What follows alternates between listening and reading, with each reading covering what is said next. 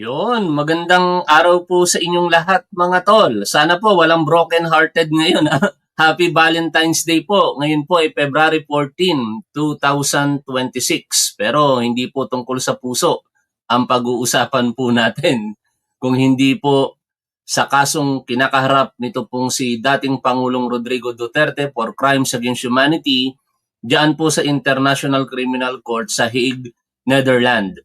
At ito nga po, kapapasok pa lamang po na balita sa publiko, pinangalanan na po ng ICC ang mga co-perpetrators po nitong si dating Pangulong Rodrigo Duterte.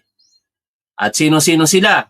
Mga lutang naman po ang mga pangalan na ito simula't simula pa lamang. Pero ngayon na po kasi yung formal na pagsasapubliko ng mga pangalan po nila.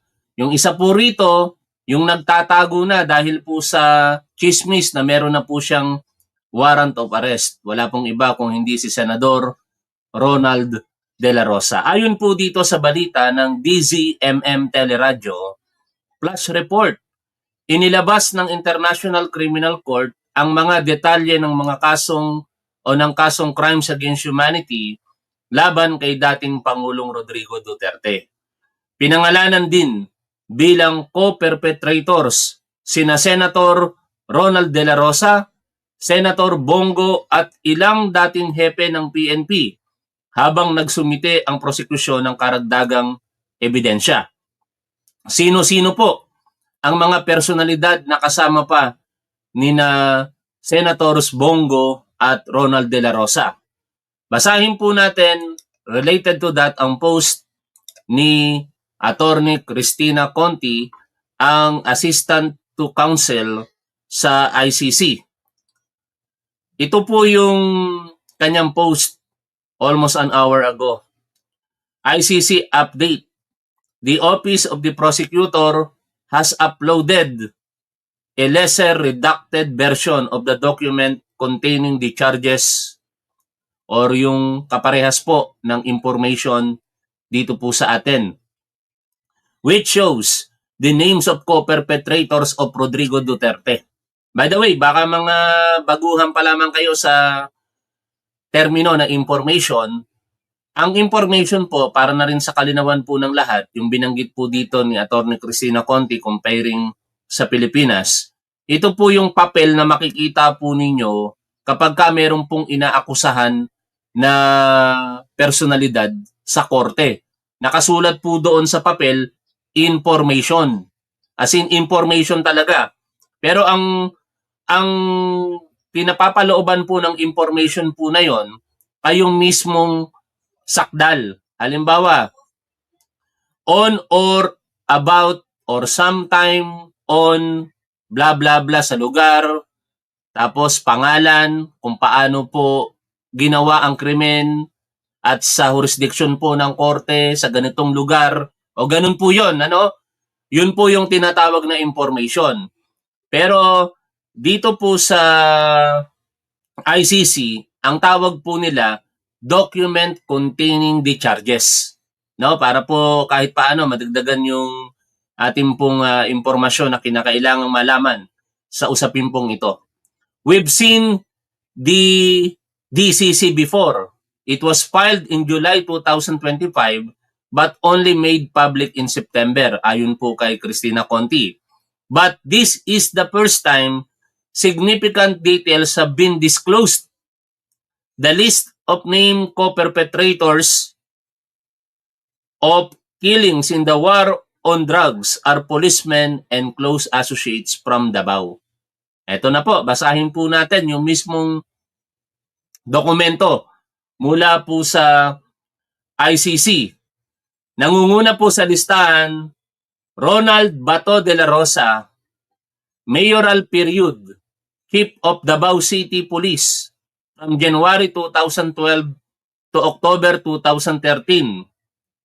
Presidential period, Chief of the Philippine National Police from July 2016 to April 2018. Vicente Danao, mayoral period, Chief of Davao City Police, October 2013 to June 2016. Presidential period, Counterintelligence Chief, PNP Directorate for Intelligence in PNP National Headquarters from July 2016 to February 2017. Chief of Directorial Staff and then Deputy Director for Operations of the PNP Criminal Investigation and Detection Group from February 2017 to November 2018. Manila Police District Director from November 2018 to October 2019. Ikatlo, ang namayapa pong si General Camilo Cascolan, mayoral period, Finance Chief of Davao Region Police Office from 2011 to 2012. Presidential period, Chief of the PNP Directorate for Operation from July 2016 to April 2018. Regional Director of the National Capital Region Police Office from April to May 2018. Chief of Staff in the PNP Office of the Chief of Directorial Staff from September 2018 to October 2019. Pangapat, si Oscar Albayalde, who joined the Common Plan only in the presidential period, Regional Director of the NCRPO from July 2016 to April 2018. Chief of the PNP from April 2018 to October 2019. Ikalima, Christopher Lawrence Bongo, mayoral period, Duterte's personal aide and special assistant from 1998 to 2016. Presidential period, Duterte's special assistant and chief of the presidential management staff from June 2016 to October 2018. Dante Giran, mayoral period, Davao Regional Director of the National Bureau of Investigation. Presidential period, Director of the NBI from 2016 to 2020. Isidro La Peña, prior to the charge period, Davao City Police Chief from 1996 to 1998. Presidential period, Chief of the Philippine Drug Enforcement Agency from 2016 to 2017. Ikawalo, Vitaliano Aguirre, II, mayoral period, lawyer for Duterte and other members of Davao Death Squad. Presidential period, Secretary of Justice of the Philippines from July 2016 to April 2018. At may mga iba pa pong mga opisyales po dito ng PNP at high-ranking government officials na so far hindi pa po pinapangalanan ng International Criminal Court.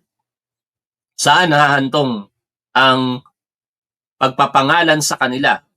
Isa lang po ang nakikita kong kahihinatnan dito mga tol. Ito po ay issuance ng warrant of arrest. Kaya ang tanong na lamang po natin dito, kailan ilalabas formally ng ICC ang warrant of arrest laban sa mga pangalang binanggit po dito? Ngayon, ano yung pinaka-latest sa kinakaharap na problema nitong si Rodrigo Duterte?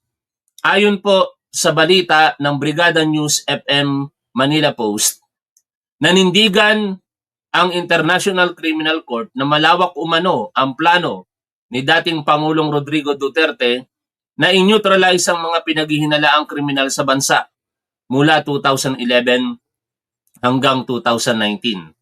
Sa inilabas na document containing the charges laban kay Duterte, ang dating Pangulo umano ang nagdisenyo ng pulisiya, nag-utos sa mga hitmen at nangakong magbibigay ng proteksyon at immunity sa mga tagapamatay. Tinukoy din sa dokumento ang ilang co-perpetrators kabilang si Senator Ronald De La Rosa at ilang dating hepe ng Philippine National Police. Ipinapakita rin sa ulat na may common plan si Duterte upang ipatupad ang mga pagpatay sa loob ng mahabang panahon. At dahil po sa mga alegasyon na ito, sinisikap ng depensa na pigilan ang paparating na trial laban po kay Duterte. Nitong nakaraang buwan, naglabas po ng desisyon ng ICC at sinasabi po nila na fit to stand trial si Rodrigo Duterte. Pero syempre, ang diskarte ng depensa sa pangunguna ni Atty. Nicolas Kopman ay labanan ang desisyon na yon. Kaya sila po ay nag-apila para po ideklarang hindi fit for trial itong si Rodrigo Duterte. Subalit yan po ay hindi na kinatigan ng korte. Ayon po sa korte, hindi po kaapila ang kondisyon ni Rodrigo Duterte to stand trial. Pakinggan po natin ang balita kaugnay po niyan. The International Criminal Court rejects any further appeal of its decision, which declared ex-Philippine President Rodrigo Duterte fit to stand trial for crimes against humanity. The Hague Tribunal says Duterte's pending trial will have 500 more individuals participating as victims of Duterte's bloody drug war. Cassandra Salonga has tonight's top story. The International Criminal Court has affirmed its January 26 decision that former President Rodrigo Duterte is fit to participate in his confirmation of charges hearing. In a decision released Friday, the tribunal dismissed all grounds raised by Duterte's camp, who argued the court ignored clinical evidence regarding Duterte's cognitive depreciation and memory impairment. Ano kayang nararamdaman ng kampo ng mga Duterte at ng mga supporters nito na di umano yung kanilang binabayarang abogado sa halagang mahigit sa 100 milyon kada buwan ay hindi man lang makapanalo sa mga pleadings po nito sa korte, Kaya marahil nag-iisip tuloy yung iba na palitan na itong si Atty. Nicolas Kopman. Biruin mo, kailan nila kinuha si Nicolas Kopman? Simula po nung Marso nung maaresto si Rodrigo Duterte at formal ng formal lang maiharap sa ICC, tumayo bilang pangunahing abogado ng depensa si Atty. Nicolas Kopman at simula noon, never pa pong nakakapanalo ng pleadings niya dyan sa ICC. March, April, May, hanggang sa ngayon, 11 months na po. Tapos, wala man lang, may isang panalo. Kung bibilangin po natin at kung totoo yung sinasabing bayad kay Atty. Nicolas Kopman, bilyon na po ang ginagastos ng pamilya Duterte para po sa pagtatanggol kay Rodrigo Duterte. Tapos ganito ang sitwasyon. Anyway, yan naman ay nasa nararamdaman ngayon ng mga Duterte camp at supporters nila. Kung papanatilihin pa nila yang si Atty. Nicolas Kopman bilang abogado ni Rodrigo Duterte. Tuloy po tayo sa pakikinig po dito, mga tol. The chamber further noted that the independent experts who examined Duterte reviewed the former president's medical submissions before reaching their own conclusions. The court also rejected the defense demand for a forensic hearing to cross-examine the medical panel, stating the defense failed to prove any significant inconsistency that would undermine the joint conclusion of the experts that Duterte is fit for trial. Another significant decision coming out of the ICC involves the participation of additional victims in the pretrial proceedings. After assessing 277 applications, the Hague-based court granted the request of 500 additional victims to join the hearings. Meanwhile, Attorney Cristina Conti, the ICC-accredited assistant counsel, said the possible disqualification of lawyers representing drug war victims in Duterte's crimes against humanity case will have minimal impact on the proceedings. Duterte's defense team had asked the tribunal to revoke the appointments of Joel Butuyan, Hilbert Andres, and Nicolin Arcaina, citing conflict of interest. Sila po yung tatlong abogado na pinapadiskwalipika po ng kampo ni Rodrigo Duterte para mag-participate po diyan po sa trial laban po sa kanya. Uulitin lamang po natin yung pangalan nila. Sina Joel Butuyan, Gilbert Andres, and Nicolin Arcaina.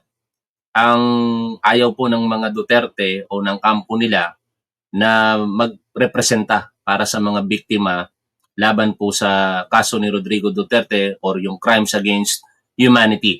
Ngayon, meron pong interview si Atty. Cristina Conti kagabi at marapatin na lamang po natin panoorin at pakinggan yung mga impormasyon na kanyang ibinahagi dito. And for as attorney. May ano pala yung nadagdag na pieces of evidence? Yun ho ba ay, ano tawag dito? For public, ano na ba yun? Anong tawag dito? Dissemination? Scrutiny, yes. Or doon na lang malalaman mismo sa pag-umpisa ng confirmation of charges hearing? Tama ba? Oo, essentially, Ay, sorry. Wala yung ating internet ba? Naka-live pa ba tayo mga tol? Ulitin natin. for us, attorney. May ano pala yung nadagdag na pieces of evidence? Yun ho ba ay, ano tawag dito? For public, ano na ba yun? Anong tawag dito? Dissemination? Yes. Or doon na lang malalaman mismo sa pag-umpisa ng confirmation of charges hearing? Tama ba? oo, essentially, hindi rin nga natin malalaman kung gagamitin ito or i-disclose ito sa confirmation of charges hearing. Kasi itong transmission of evidence, pwedeng pang confirmation. Or sa trial proper? Essentially, primary. By the way, mga tol, yung confirmation of charges hearing, mangyayari po yan ngayon pong February 23, 2026. Ilang araw na lamang po, 9 na araw na lamang, mapapanood po ito sa publiko, mga tol, sa pamamagitan ng live stream mismo ng ICC at susubukan din nating i-cover yon kasi tatatak yan sa kasaysayan, partikular ng Pilipinas, na unfortunately, merong dating Pangulo ng Pilipinas na sakdal sa ICC. Pero syempre, sa mga biktima, that is very fortunate dahil nakikita na nila ngayon unti-unti yung paghahanap ng hustisya para sa kanilang mga mahal sa buhay. For confirmation. Okay. Pero hindi naman lahat yan iaharap. 5,000 pieces of evidence higit na ang naipaabot ng prosecution. Hindi naman siguro lahat. Babaybayin niya, ipapakita niya. Pero, kaya may iba dyan na pwedeng sa trial na natin, kumbaga, makikita o masisilayan. So it's not necessarily to support either the arguments of the prosecution or defense sa confirmation hearing, pero maaaring sa trial proper na magamit kung tumuloy sa trial proper. Yeah. So, of course, at this stage, lahat ng information na available, di alam na ng bawat isa, ang focus ng lahat sa confirmation. Yes. Magagamit ba namin itong information na ito to determine whether or not charges should be filed, ano ang saklaw ng charges. Mas ganun yung focus natin. Paano, attorney, yung additional 500 na nag-apply pa as witnesses po ba ito? Will this also affect yung upcoming? Hindi ito ay part pa nung nauna ng application noong August. Kasi ang nangyari, nag-open up yung August, ICC. nag-submit ang mahigit 300 na nakapag-submit ng mahigit 300 applications, which we now know constitute 550 mahigit. Individuals. Around 550 individual. 550 plus na, or plus minus na, sa tao na biktima ng war on drugs. Yun po yung nabalita kahapon, na pinayagan na po ng ICC yung karagdagang partisipasyon ng mahigit sa 500 biktima. No? Pero usually, mga kamag-anakan na po ng biktima yan. Kasi nung una, more or less 30 to 40 charges lamang yung tinitingnan at kinokonsidera ng ICC. Pero dahil nga po sa pag-appreciate pa ng mga ebidensya, nakita na hindi lamang ganun karami kung hindi higit pa. No, kaya nauwi ito ngayon dito sa pagpayag ng mahigit sa 500 biktima to participate in these proceedings. Noong una, dahil ang saklaw ng charges, sabi ng prosecutor, may 49 incidents, di ba?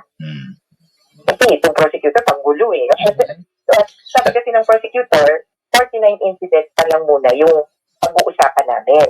Illustration nung naganap. Okay. Nung una, tuloy, sabi nung, kasi paingat sila sabi nung nagpa-process na parang sa registrar's office, yung sa total na nag-apply, 29 lang ang involved dun sa 49 incidents. Yun yung unang na-approve. 29 of the 500, attorney? Up to 49. Hindi. I mean, di ba by 500 na nag-apply? 29 lang yung nakuha dun sa 49 cases. Oo.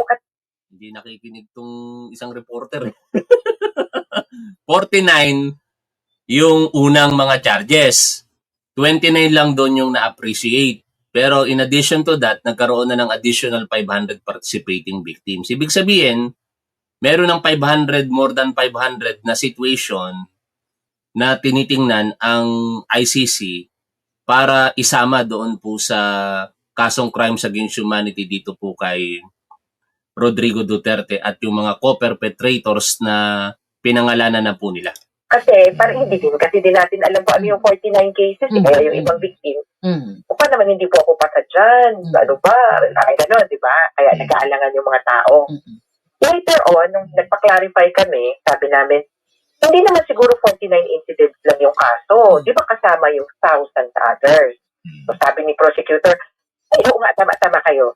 There are thousands others. Ang hindi lang natin maisasama ay yung mga patayan na naganap sa labas ng Davao, o kaya at labas ng Davao between 2011 hanggang 2016. Sa labas ng Davao during that period. Yes, ng mayor. Ito yung Nung mayor pa siya. Hindi killing.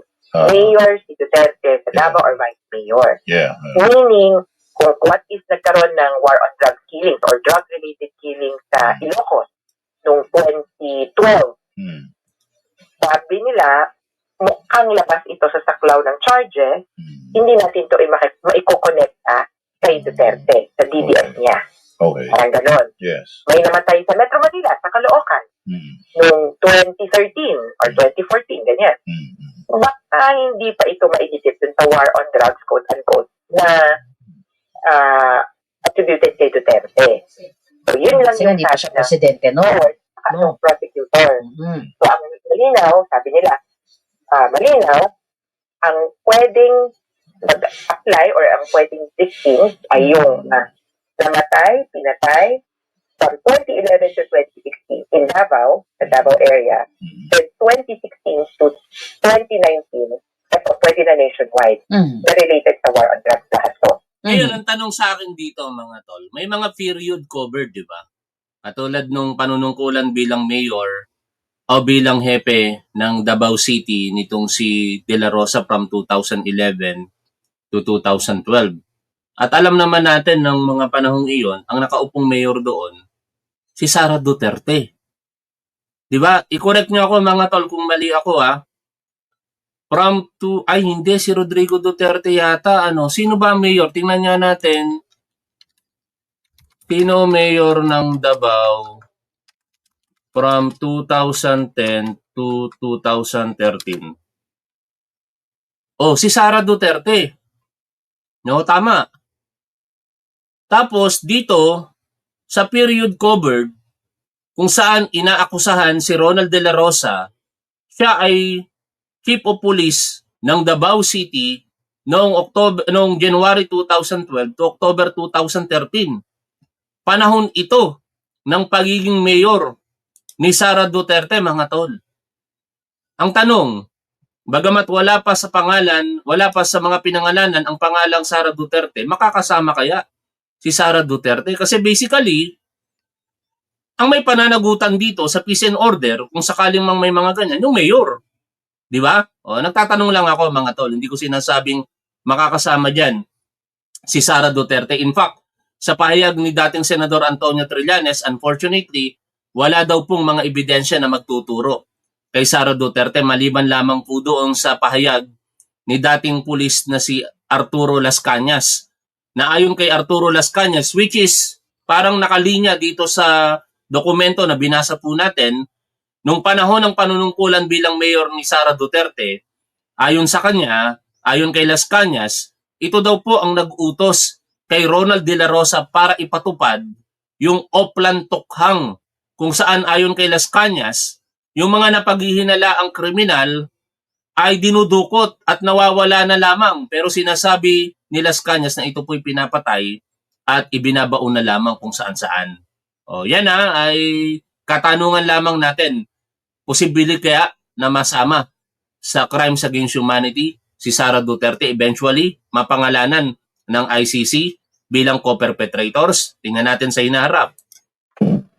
Okay. So, actually, sa totoo, parang medyo logical. Oo nga naman, ano ba naman kinalaman ni Duterte ng Davao Death Sa Squad ibang lugar. sa Caloocan, Yeah. sakali. Of course, there could be exceptions, but you have to prove it.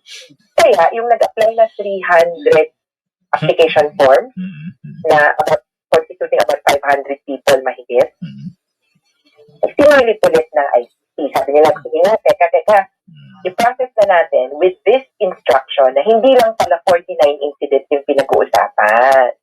Sabi nila, i-submit nyo na yung iba pang naibigay na sa inyo noong August para i-qualify or ma-qualify na sila as participating victim.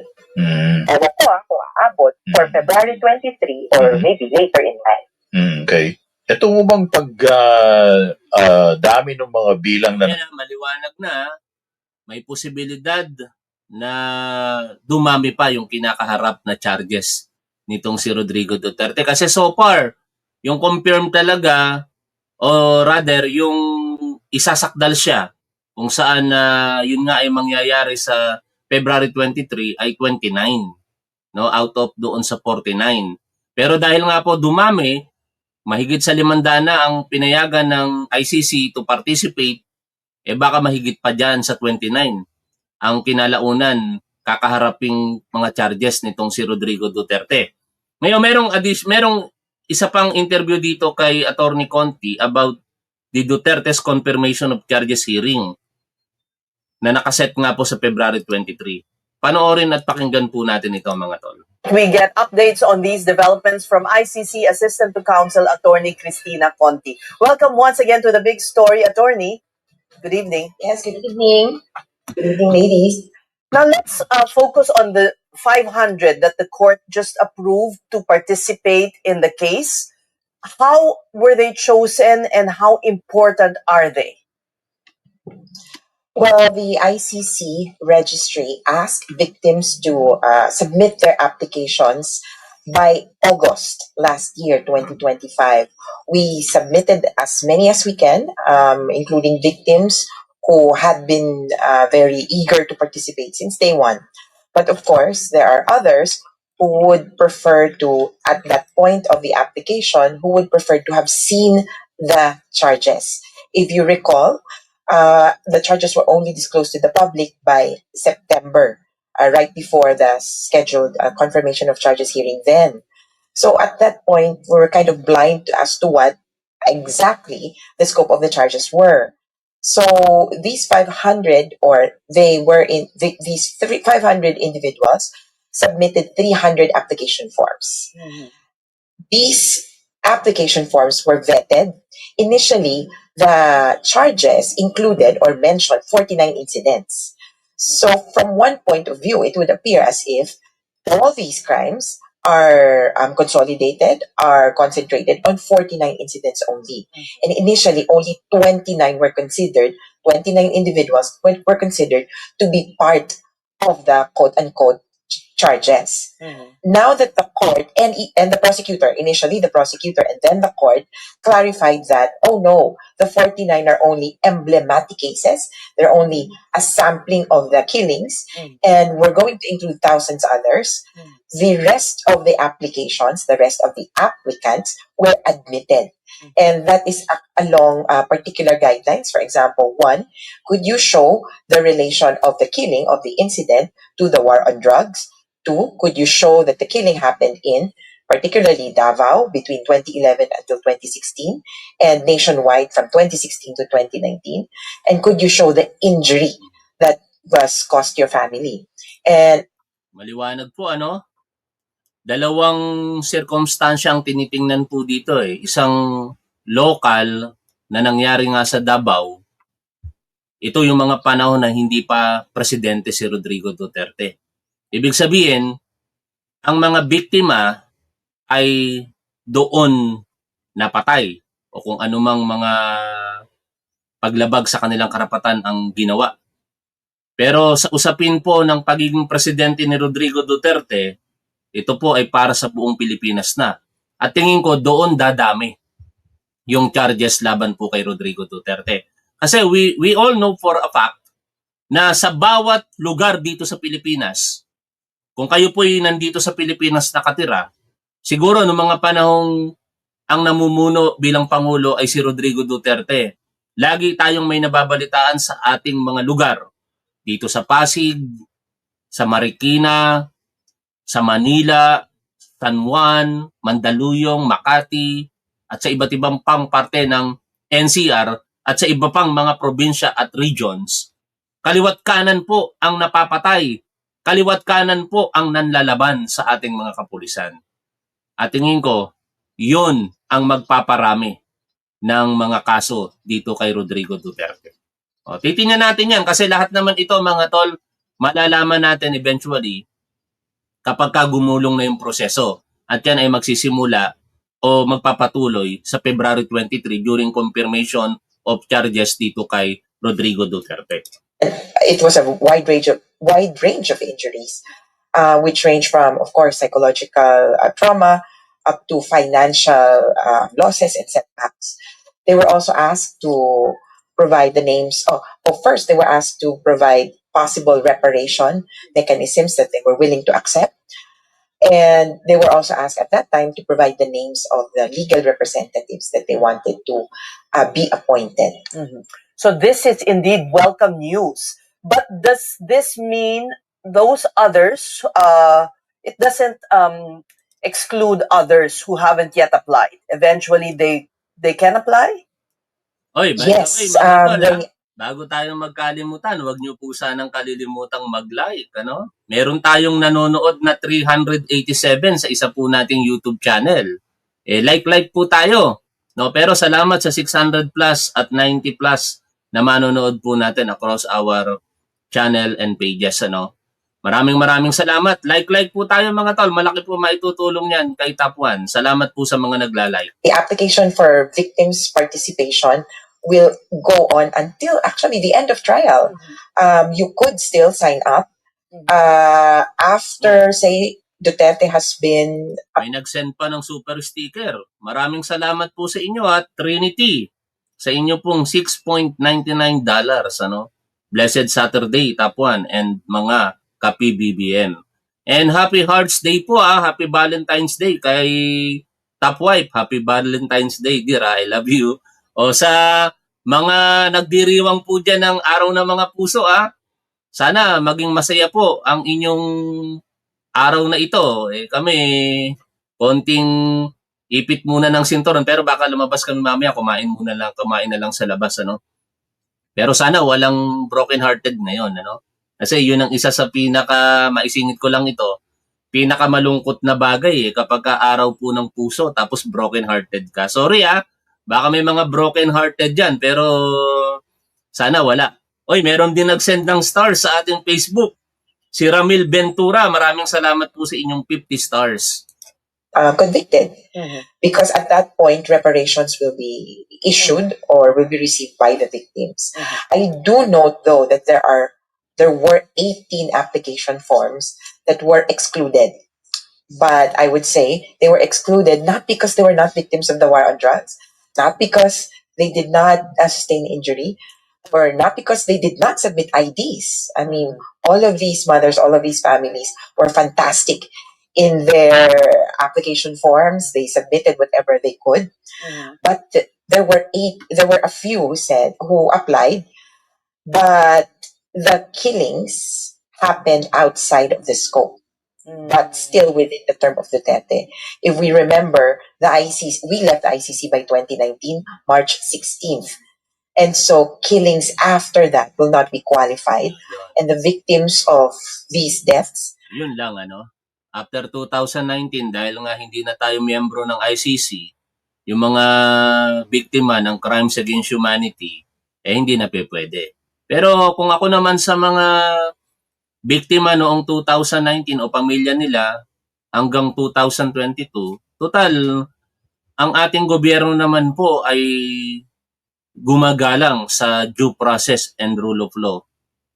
Sa kasalukuyan, sa pamumuno ng ating Pangulong Bongbong Marcos. Magtiwala po kayo, no? Pagkakataon nyo na ito na humarap sa tamang forum, ireklamo ninyo yung mga tingin po ninyo na may kinalaman sa pagpatay sa inyong mga mahal sa buhay. Kasi wala na kayong makakamit ng hustisya sa ICC dahil nga hindi na ito sakop ng ICC. Uulitin po natin, mula noong 2011 hanggang 2019 March, membro lamang po tayo ng ICC. Yun lamang po yung mga panahon na pwedeng makover yung paglabag sa karapatang pantao na ginawa di umano nitong si Rodrigo Duterte. After that, from 2019 April hanggang June 2022, wala na. Kaya dito na po kayo dapat sa Pilipinas naghahanap o maghanap ng hustisya. Salamat, Netbert, sa inyo pong super sticker, 3.99. Ano po yan? New Zealand dollar. Salamat po sa inyo, ha?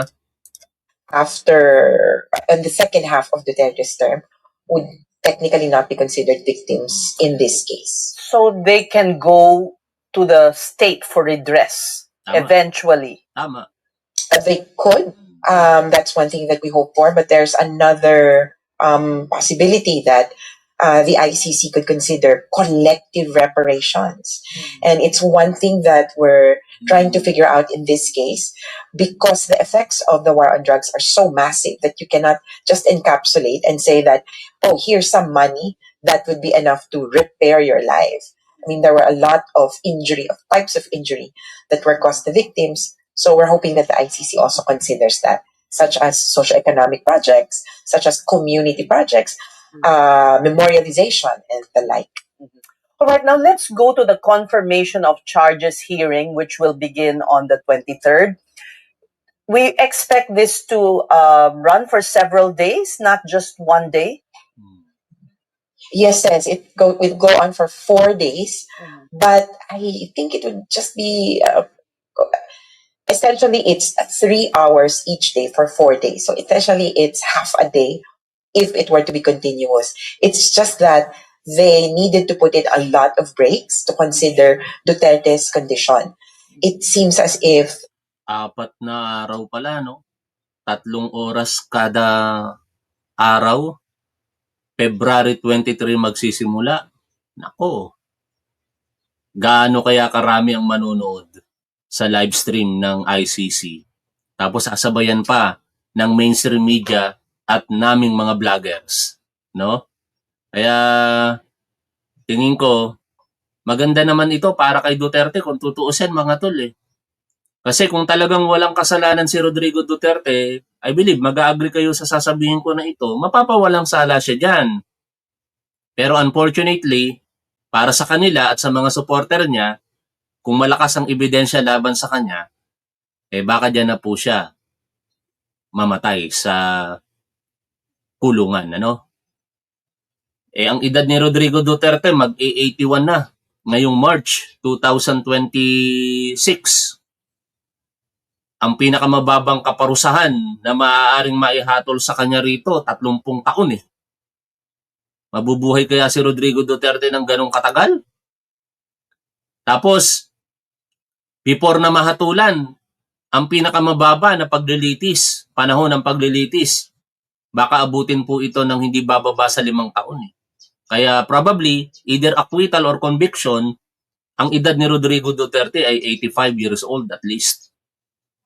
Ang tanong, buhay pa kaya siya sa mga panahong iyon? Pero ako po sa totoo lang, mga tol, hindi nananalangin ng pagpanaw ni Rodrigo Duterte. Hindi po ako ipokrito sa bagay na yan. Ang hangad ko po talaga, bigyan ng mahabang buhay si Rodrigo Duterte. Kasi kung meron po siyang kasalanan, pagbayaran niya ito habang siya po ay nabubuhay. At kung wala naman siyang kasalanan, ma-enjoy niya pa yung freedom kasama ng kanyang pamilya. Ganun lang naman yun, mga tol. Huwag tayong mangarap ng masama sa kapwa po natin. Kaya lang naman natin tinatalakay ang mga bagay na ito dahil siya po inaakusahan, pinagbibintangan for crimes against humanity. Hindi ko naman hangad na manira dito. Kailanman hindi po tayo nanira ng kapwa natin. Yan ang masasabi ko. Mamatay na ako. 10 ng aking pamilya kung ako po'y naninira ng kapwa. Ang ginagawa po natin dito ay nagre-react sa mga balita.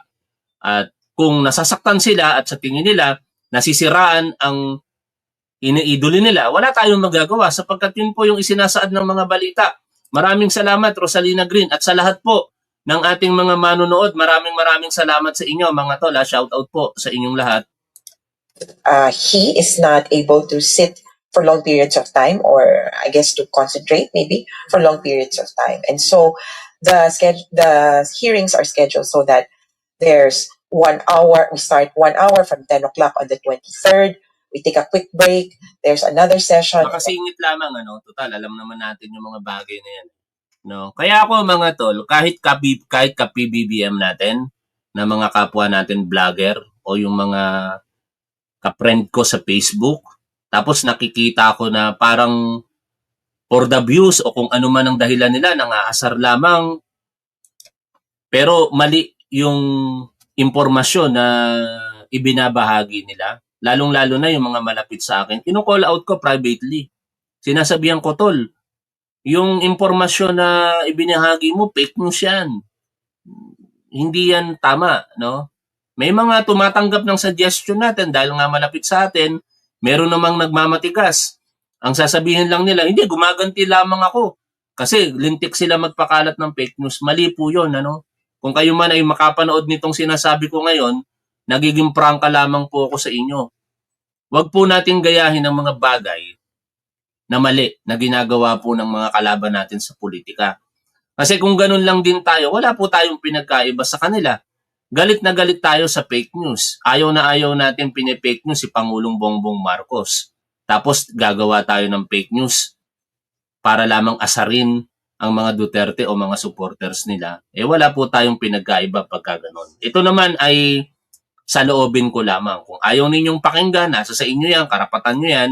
Pero tandaan po natin, ang mga ginagawa at sinasabi po natin lagi ay merong kaakibat na pananagutan. Baka dumating yung punto na kapag kayo'y nagsalita, sa huli pagsisihan ninyo. Kasi kakaharap na kayo ng kaso. Yun ang isipin po natin. Ang basic nga lang na lagi kong sinasabi nung ako po'y nagtuturo sa aking mga estudyante, hindi natin kinakailangang malaman ang lahat ng mga batas no? Lalong-lalo na yung criminal code o yung mga batas patungkol sa criminal acts.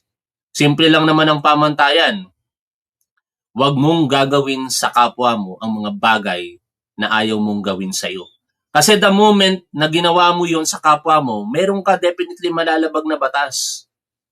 Kapag ka may mga salita o bagay-bagay kang ginagawa na sa tingin mo ayaw mong gawin sa'yo, meron batas dyan. Kahit hindi mo alam, meron. At ignorance of the law excuses no one from compliance therewith. Hindi mo pwedeng sabihin, hindi ko kasi alam na meron palang batas na nagbabawal dito. Kaya pinagsasabi ko yon. Hindi mo maipapangatwiran yan. Mananagot ka. Shout out po sa inyong lahat mga tol. Maraming salamat po sa patuloy po ninyong pagsuporta sa ating programa, sa ating gobyerno at sa ating Pangulong Ferdinand Romualdez Marcos Jr.